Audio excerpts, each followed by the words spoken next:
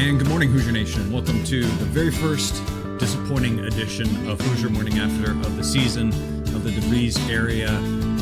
This is Hoosier Morning After Minnesota. Last night, your Indiana Hoosiers go on to lose their first road game, their first Big Ten game, 73-64, taking the record to 7-1 on the year, 0-1 in the Big Ten. Reality check time for a new team and a new staff, still trying to get things put together.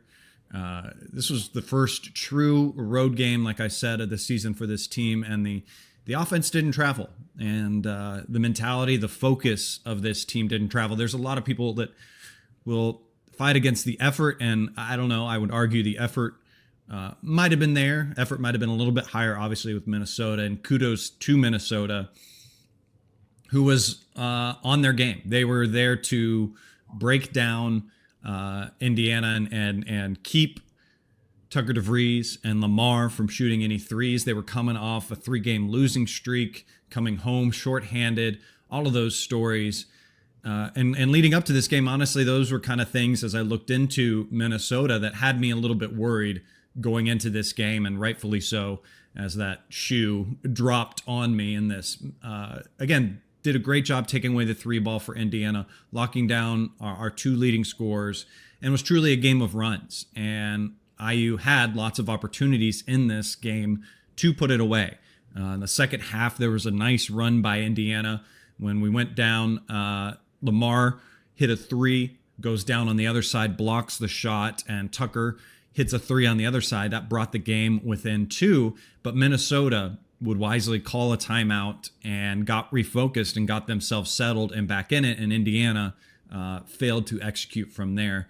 Just a step back overall in this game, just not being able to get things going, and truly was kind of a repeat of what we've seen already from this team in some other games where they kind of play down to the level and the talent of their opponent. So a disappointing one, a one that's got Twitter fired up as usual, and some inner fandom arguing and stuff like that. And obviously, you keep telling yourselves when you have games like this early and reality checks like this that you'd say it's just one game, it's the first game. And obviously, there are those that will have their own agendas and want to pounce on any negatives that happen. But this is the ups and downs of basketball, and this is one of the reasons we love it.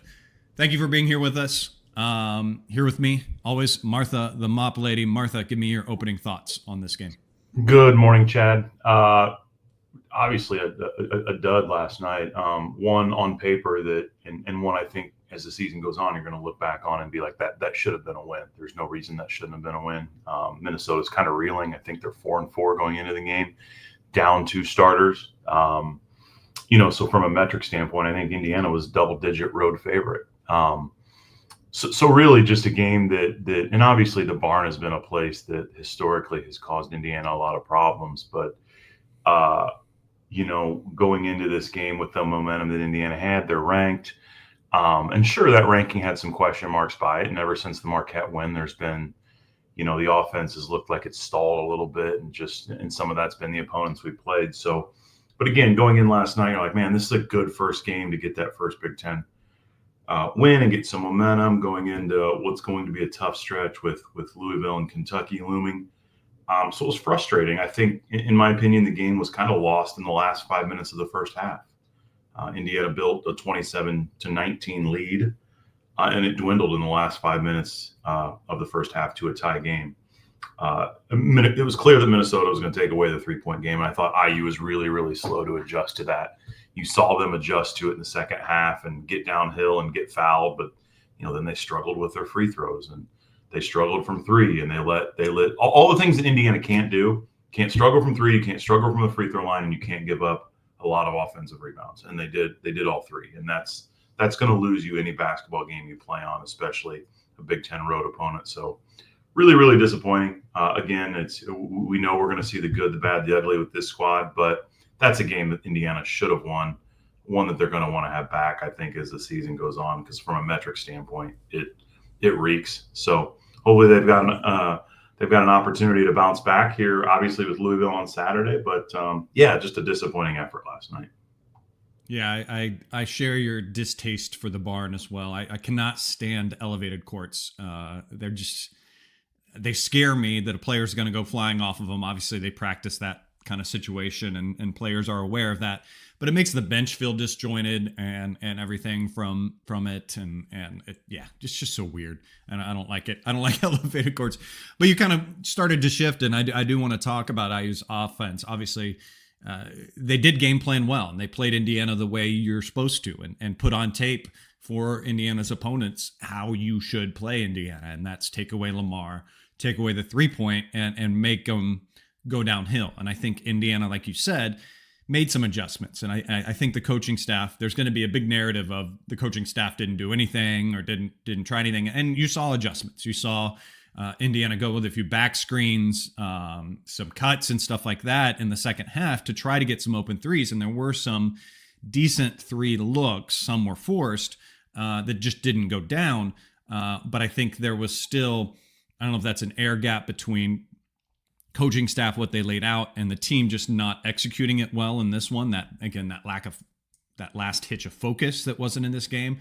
But they just looked uncomfortable on the offensive end. And it kind of looked like almost like a hot potato game where anytime a player on Indiana had the ball in his hands, he was quick to want to get rid of the ball. I don't want this, give it to you.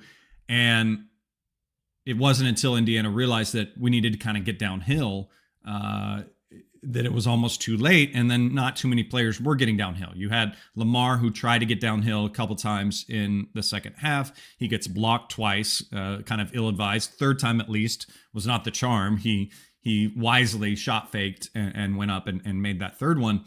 But I really think it was Connerway who was the only kind of threat of getting downhill for Indiana. And that's a concern too. I think we need to find other guys that can be that threat, because when they take away the 3, another way you open it up, if the screens and the plays that are called aren't working, is you get downhill. You get north-south, you collapse the defense, and you're able to kick it out. And I don't think Indiana was able to find that. Your kind of overall thoughts on the miss and where Indiana was missing on offense in this game? Well, I think this game really highlighted the fact, and you mentioned giving opponents kind of a blueprint. Indiana, I think, is when you look at the makeup of this roster, and we've talked about it a little bit, they can get away with some things because of their shooting. But when their shooting goes south, they don't have, and Sam Alexis and Reed Bailey, they, especially Sam Alexis, and some could argue that he maybe should start, but they don't really have that true big, that true dominant big that they can go to and get a quick bucket at the rim. You could argue too that they don't really even have that go-to player on the wing. I mean, Reed Bailey is a solid player, but I don't know if he's that guy that you can trust right now to go down low, get a bucket when things aren't going well at the perimeter. And at times I think he is, but we only got to combine 16 points out of those 2 guys, and I'm maybe getting ahead of myself and talking about specifics. But when an opponent focuses on the 3 and takes it away like that, you've got to focus more on dribble drives, on cuts to the basket, on getting baskets at the rim. And when you look at IU's roster, that's really where I think the question mark lies, is who's going to be that guy. And Connerway did a good job of getting downhill at times. Wilkerson did. DeVries looked pretty one-dimensional last night. So I just think, and you got to put a little trust in coach here to maybe adjust and adapt and get the most out of these guys. But going into the season, if there's one spot that this roster lacks, or one question mark that this roster had, it was there. And I think it kind of showed last night with what Minnesota took away from us. I don't think we're going to shoot as bad as we did last night every single game. So I think it's kind of highlighted last night. But man, we needed one more dog last night, and I don't think we had it on our roster. Yeah. I think defensively, Indiana as well felt a little step slower in this game. Minnesota, well coached and run offense, similar to what Indiana likes to do with those back cuts. And IU had some trouble with them.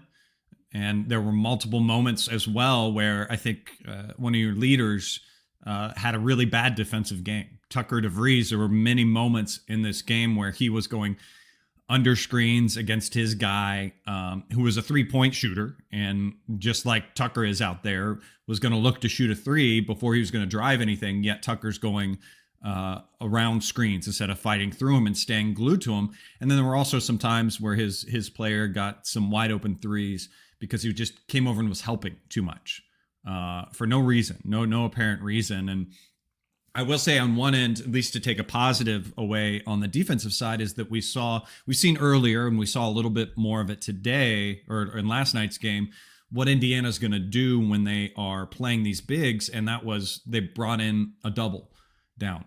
A lot of players were coming in and doubling once their big grabbed the ball. And I thought it was fairly successful in this game. There wasn't really a moment where the big was able to pass out to an open guy and get a wide open three. I think a good double on a big is when you disrupt him, stop him from taking a shot, from going up easy against maybe your smaller big that's out there, and make him pass out. And if you can then get him to pass out and recover, then that's a successful double on a big. And I think Indiana did a good job of those. At least I'll give them kudos in that.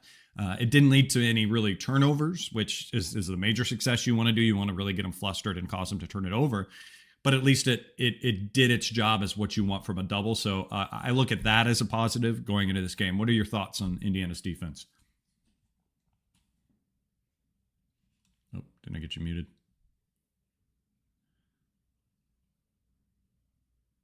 You're muted there, Martha. Sorry, my bad. First time user, long time listener. I thought the defense, it needed to be, we just looked a step slow. It's like, Thanksgiving hit us hard. And I'm going to keep mentioning because I thought it was just kind of a poor effort from Tucker DeVries last night. He looked really slow defensively, late to react. I think they're going to watch this film and want to throw it out of the window pretty quickly. I went back and watched a little bit, and I was getting frustrated just watching it. We just looked really, really slow to react. And I thought defensively, and that includes like being in position to get rebounds, to get offensive rebounds. They had twice as many offensive rebounds as we did, and 10 more defensive rebounds than us. And that's just Indiana's not going to win playing that kind of basketball, right? If that sort of stuff happens, it's just. And credit to Minnesota. I think you mentioned it, right? I think they ran a lot of good sets offensively. While they might not have many dogs, they looked really, really good running their stuff. I don't know much about their coach. I know he had a lot of success at Colorado State, Minnesota guy, but Robbie Hummel and the other guy were certainly talking him up and mentioning how good of a coach he was, and it looked that way. It looked, even though Minnesota they are what they are, they were 4-4. Lost some rough opponents. They came in and did a good job, did what they needed to do, and Indiana just looked really, really slow to react. Yeah, I think the moving into talking about some players in this game, I think the best player we had in the game this time was definitely Tatum Connerway. He was IU's leading scorer at 18 points. He was 6 for 11 from the field. 2 for 6 from 3, and 4 for 6 from the line, with 2 assists and 3 turnovers. Turnovers a little high on his side, obviously, and not as many assists. But like we talked about earlier, when the offense wasn't clicking, he was the only one that was really able to get downhill for Indiana. And when you can't make it from the 3-point line, you need that guy that gets downhill, and he was able to do that for Indiana. And I don't know why. Obviously, he finished with 4 fouls. I've got to look back to see when exactly he got into foul trouble. But it's a crime to see what Indiana needed in that second half, and to see he only got 23 minutes now. Looking forward, that he needed to have every minute and as close to 40 minutes in this game as he possibly could, because he is what we needed in this. What were your thoughts on Tatum's game? I really couldn't agree more with you. It's a surprise that, and obviously I think the foul trouble did have something to do with it. But he's a guy that you look at Enright, Wilkerson, and Tucker DeVries, they were all on the court for 35 minutes plus. And when you add up their shooting in the game, it kind of is what it is. But Connerway I think provided us the most offensively. He got us into some movement, some motion. He got downhill. He was drawing fouls. I thought he was the best player on the court last night. And to your point, when you look at that, when you really consider he was only on the court for half the game, that's kind of a question mark.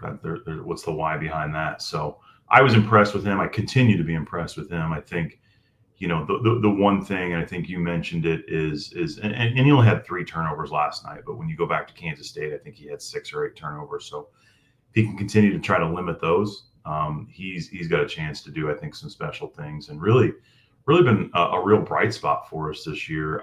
When there's been some games where DeVries and Wilkerson have struggled, like last night, and he's really stepped up. And Kansas State's a game that comes to mind, and last night where he's really been the best player on the court. Yeah. Looking around to other guys, obviously this was the game where we want to talk about Indiana's bigs. And you mentioned before that Reed Bailey kind of struggled to kind of activate and find his thing. And there was those moments where I forget the name of the guy on Minnesota's, but Minnesota had to go kind of deeper in their bench and brought that really thick guy off the bench to play the 5 for them. And that was that moment where I was like, all right, here we go. Here's Reed Bailey taking a guy that's going to be a little bit bigger, a little bit slower, take him off the dribble and get him handsy and get to the stripe. And I didn't see that happen. I was kind of shocked by that, because I feel like that has to be a weapon that Indiana can do. When you have Reed Bailey, that we have seen take the ball up the court, initiate the offense in times on other games, do that. Continue to do that. Make his man have to come out and meet him. If he doesn't, take a 3. If not, take him off the dribble, get him handsy, get to the line. Because Reed's been fairly successful in many games from the free throw line. He was 4 for 6 in this one. So turn that maybe negative that you have into a positive, and then also flipping and kind of joining the two together in this discussion.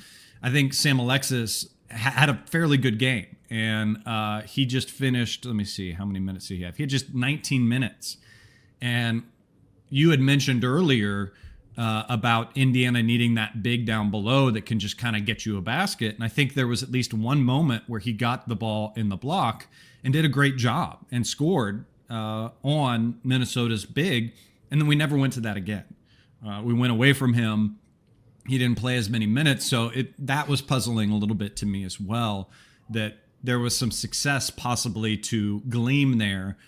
And if you find a rhythm and you constantly put it down there, either they're going to sub in their better big to stop Sam Alexis, or they're going to send guys to help, and then you can pass out of that and rotate around. So good job overall defensively, I will say, from the bigs. Like, we handled that situation, but I think a lack of taking advantage of possible advantages we had on the offensive side. Your thoughts on Reed Bailey and Sam Alexis in this game? Yeah, I think you make some great points. I think Reed Bailey, his greatest strength can at times in Big Ten, especially once the conference season starts, his greatest strengths can maybe turn into a big weakness. Especially, you mentioned every Big Ten team has that Sasquatch big guy that they can throw out there to take up space, it seemed. I mean, it's just Big Ten basketball. I mean, there was a point there in the first half where, it's 25-20. It's like, here we go with the Big Ten season. It's just, at times it looks like the ugliest basketball because there's a whistle every time down the court. There's big guys that can't score. And you know what I mean? It's just slow down, roughneck. It's old school Big Ten basketball. And at times it's painful to watch, but that's the Big Ten. The Big Ten's going to have those big bruisers. They're going to have big bodies that teams can throw out. I mean, just wait till we see Michigan, Purdue. I mean, and they're skilled big guys. They're big guys that can do more than just take up space and rebound. They're guys that are offensive threats. So I think it's a concern, especially, I'll go back to like 3 things that can't happen that in Indiana come out with a win, right? It's lack of 3-point shooting, losing the rebounding game, and struggling at the free throw line. if Indiana can't check at least two of those three boxes, I don't think they have much of a chance to win. And that's what you saw last night. And they from a big guy standpoint, to your point, for them to be effective, got to take advantage of Reed Bailey's speed, his quickness, his ability to get to the room. At times, he can just. I get a sense that maybe he doesn't have the best hands in the world. He'll lose a lot of balls at contact, and you saw Coach get on his butt. I think it was at halftime of the Kansas State game, right before, and he had a much better second half. And that's the Reed Bailey we need. Especially when each big guy's only getting 20 minutes, and so we've got to figure some things out there, and hopefully we use this game as a way to fix some things. But yeah, I think it's a concern right now for IU, especially when those other things that I mentioned aren't going right. Yep. Trent Sicily, I think in this game showed his freshman card. This was the first game we really kind of saw him rear that freshman mentality and everything like that. Struggled a little bit, had some fouling issues on those when he first got in there. I thought that second foul called on him was kind of was a little bit questionable. I think he was pretty good, and that was pretty exaggerated by them. But there have been other games this year where we've kind of looked to him, and he's been one that's kind of stepped up. Once we've had Trent struggling or Lamar play, other teams have kind of forgotten about Trent or just kind of used Trent's player to kind of focus more on those guys. And he just struggled to kind of get that going overall. And then just kind of glazing over some other players, and we'll get on to kind of stats from there. We saw Alexa.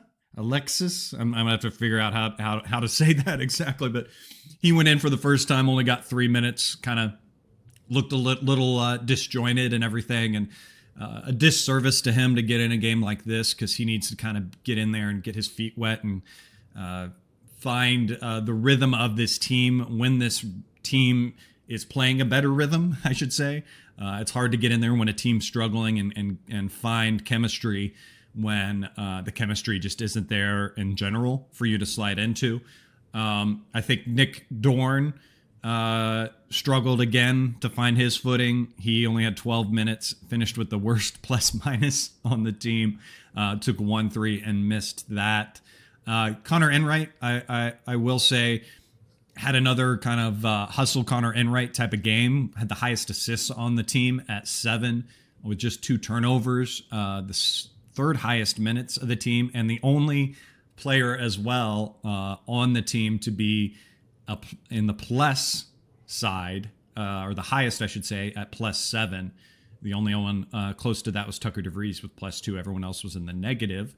Reed Bailey also in the positive. But any other kind of players that we haven't talked about that you want to glaze on there? Well, you just hit on, you went through our 4 bench guys, and this, I think, by far was our worst bench performance of the season. And you can start with Trent Sicily, and I had that same thought. Kind of welcome to the Big Ten moment, where I think there was a stretch in the first half where I don't know if he had a turnover, but he certainly lost his defender and had a personal foul. It's like, whoa, there's a freshman stretch from Trent Sicily. He kind of the theme of the whole team. He looked a step slow and just maybe a little deer in headlights ish last night with his first Big Ten action. And I think he a kid that's been averaging double figures for us, 11, 12, 13 points, and only came out with 3 points, only 3 shot attempts. So again, just an odd performance from the team across the board, but specifically the bench.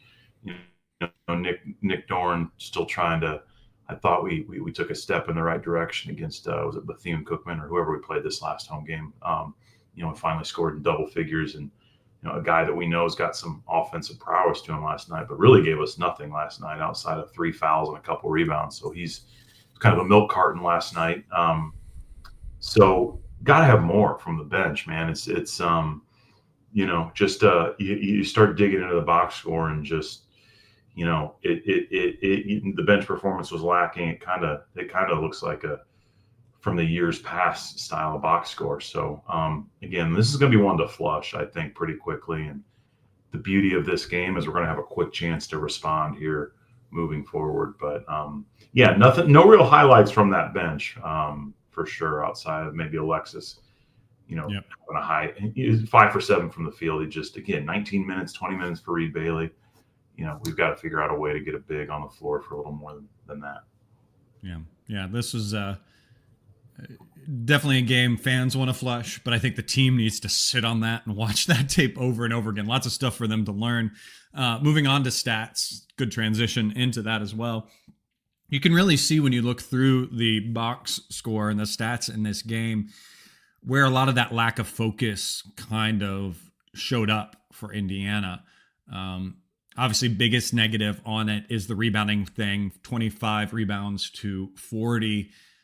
Just another game where Indiana just didn't attack the glass. Obviously, there were some that bounced pretty big and wide, and those I don't like to count negatively towards Indiana, because when you're missing those threes, you're going to get some clangers that really fire off that rim and go to who knows who, especially when you don't have the big guy to really jump up there and get that.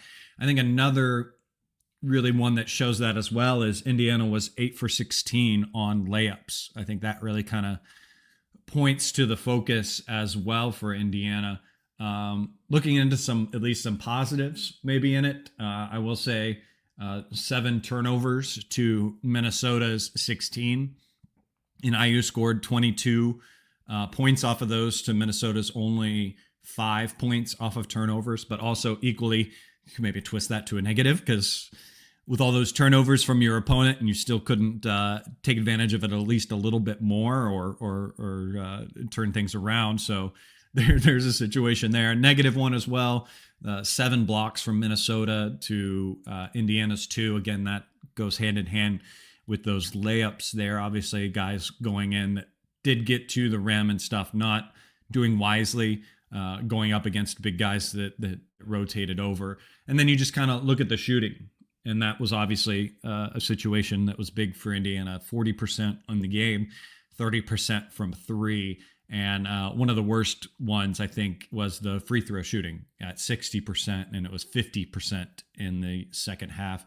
So that was a lack, especially in the start of I think it was the middle 8, you will say, in a lot of these games, where football does great in the middle 8. This team really struggled in the middle 8 on this one. You had that foul issues where we gave up the big lead and tied the game going into half. And then you started the second half and IU got to the line about 10 times or so and only made 3 or 4 of those. So there's kind of a window there that really kind of tells you the story of the game, and IU not getting into that. Any stats or anything that you see in this game that you want to speak on? Well, some of these will be repeat, but I'm going to continue to go back to the 3 that, like, if Indiana wants to win, they've got to carry these statistics. And mentioned the 29.6% from 3, 8 for 27. That's red flag number 1, and then 12 for 20, 60% from the free throw line, and then allowing 14 second chance points. That's a recipe to get beat by anybody, especially with the way that Indiana's roster is built. So mentioned already and talked a little bit about just I didn't go back and look at like what we're averaging, from a points perspective from the bench, but what we got last night was, I think, 13 points of bench scoring, which is well below this team's average. We've got to have, especially when you've got guys like Connor Enright and what we never know what you're going to get from Reed Bailey. You've got to have some bench production to kind of counter what those guys bring defensively, and we just didn't have it last night. And so, yeah, again, I just go back to the recipe for, and that's the challenge that this team's going to have, right? Is now the blueprint's out there. I think it probably has been out there, but now it's on film for other coaches to see and other programs to see. So now it's going to be up to the team, the coaches, to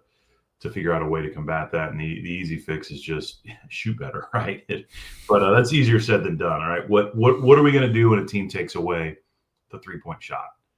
How are we going to adjust and adapt quickly? What are we going to do to take away the second chance points? Right? It's being able to find some fixes to those questions and put yourself in a much better position to win, because the shots aren't always going to fall. We know that. We've seen that.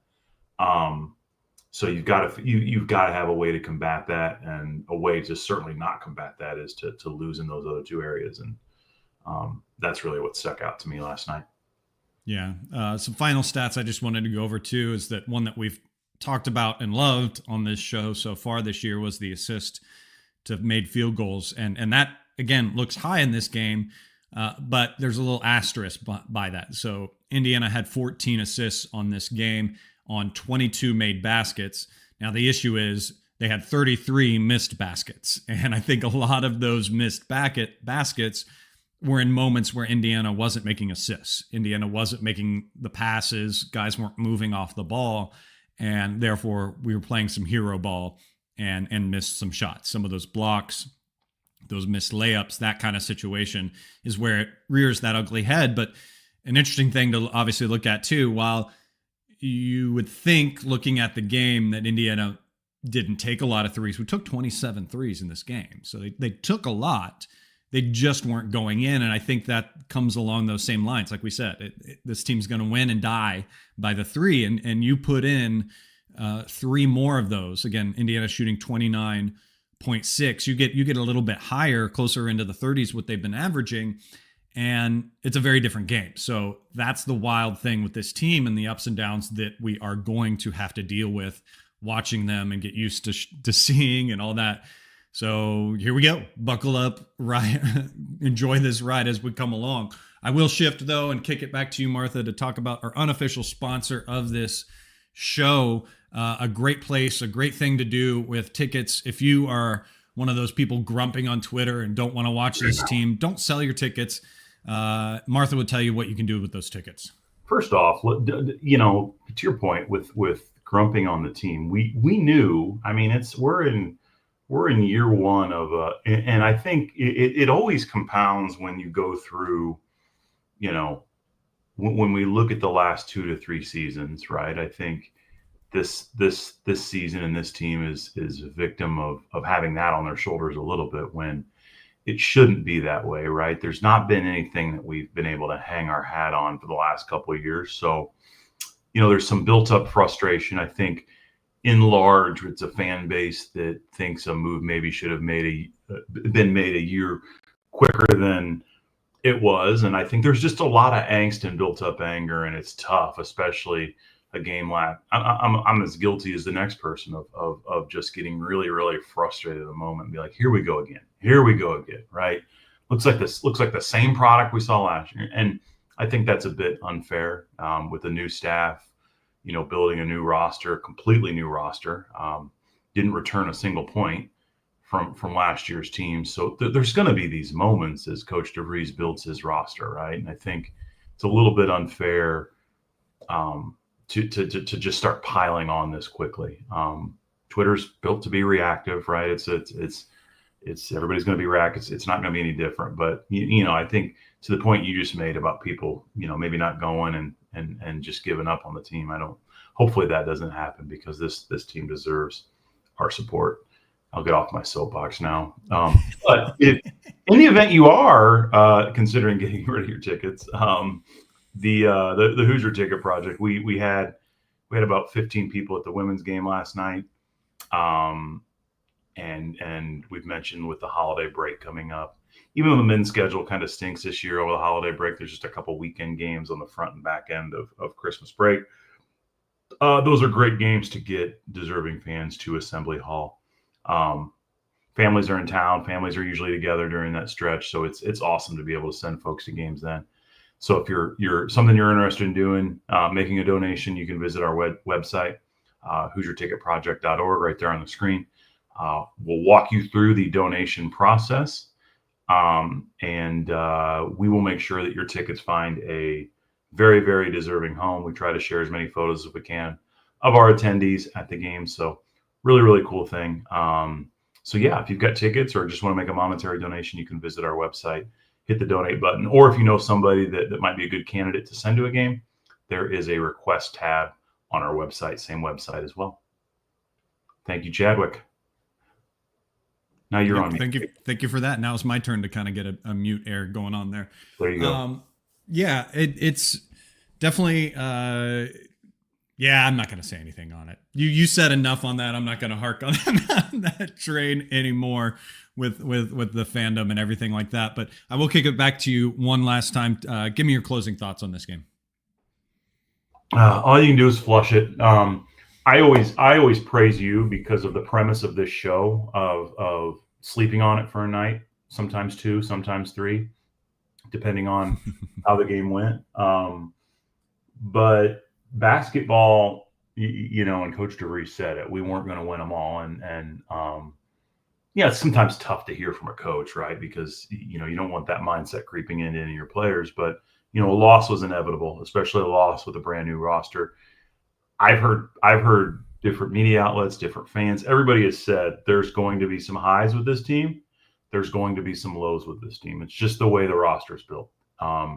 When it's a poor shooting night, you're going to have other things go right to win basketball games, and there's going to be nights where some of those things don't go right. We don't have that non-shooting dog that can get baskets and buckets at the rim on any given night on this roster. So we've got to be able to shoot, defend, and rebound, and we didn't do any of those 3 things well last night. I trust that the staff.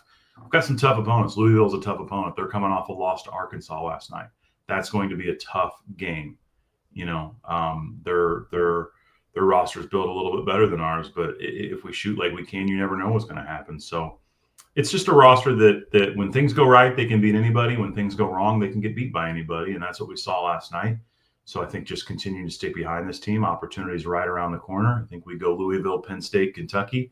If we can find a way to take 2 of those 3, or in best case scenario, win all 3, I think we're all happy and smiling. So just keep plugging away. Trust Coach DeVries, and excited for the next opportunity on Saturday. Also, go IU football. Yep.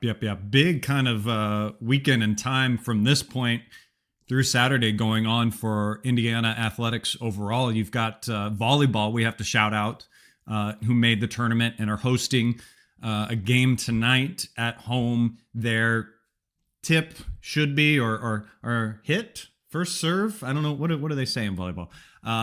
Ball should drop at about 5:30. They say, check local listings. Not sure what you call that, but anyways, should be a good game for them. Should be a fun one. If you're in the Indiana or Bloomington area and can get out to that game to cheer them on, please do. I've been to a game there. It's a fantastic venue to see them and everything. And then, like Martha teased there, we have a big Saturday, the biggest probably Saturday in IU athletics that we've seen, with basketball kicking it off at 2 p.m. It's on CBS. For those of you that can't make it to Indy against Louisville, Louisville ranked 6, but may drop a little bit with their loss. Indiana may drop a little bit as well, but that's going to be a big response game. See how Indiana responds, how we come out after this loss, a little bit closer to home. Going to be a really good energy, a wonderful situation. And then obviously football kicking off that evening. So I'm so excited. I've told my family, don't expect to see me at all on Saturday. I will be in the basement glued to the TV watching these wonderful sporting events. So great time to be a Hoosier. Like Martha said, this game is one that you want to flush as a fan, that the coaching staff is going to use for teaching moments, and we'll see how those teaching moments come out. But again, as I will echo what I said earlier on in the show, this was truly the definition of a trap game. This was games that usually happen later on this season, but this was that kind of thing. And at least it happened now where IU can make adjustments and everything. It's not going to be a great resume builder. We are going to have to overcome this. You just kind of hope maybe Minnesota has found something and becomes a little bit better of a team. Make this loss a little less bad than it is, but it is what it is. We move on. We flush it. We have a wonderful weekend and time to be an IU sports fan. So I can't wait for all of that going on. But for now, that'll be it for this edition of Hoosier Morning After. Thank you for being here with us. Don't forget to follow me on Twitter at General Chadwick. You can follow Martha as well at The Mop Lady. If you're watching this on YouTube, don't forget to subscribe to the YouTube channel. Give us a thumbs up. Leave a comment. If you're listening on any of the podcast streams as well, leave a comment, a like, any of those things that it does. I appreciate that greatly. We'll be back again on a wonderful Sunday, either very happy very defeated, or we'll see what kind of mentality, what kind of shape we're in. I'm hoping for a good one on Sunday morning to talk about the Louisville game and possibly a Big Ten football championship team. Until then, guys, go out there, have a wonderful day, and let's go.